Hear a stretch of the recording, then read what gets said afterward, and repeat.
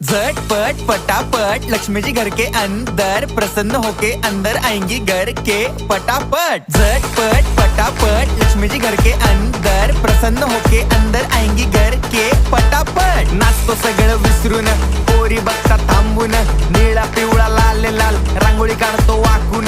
सणासुदीला रांगोळी काढ, भाऊचा बर्थडे रांगोळी काढ, नवीन वर्ष रांगोळी काढ, कलर उरला रांगोळी काढ।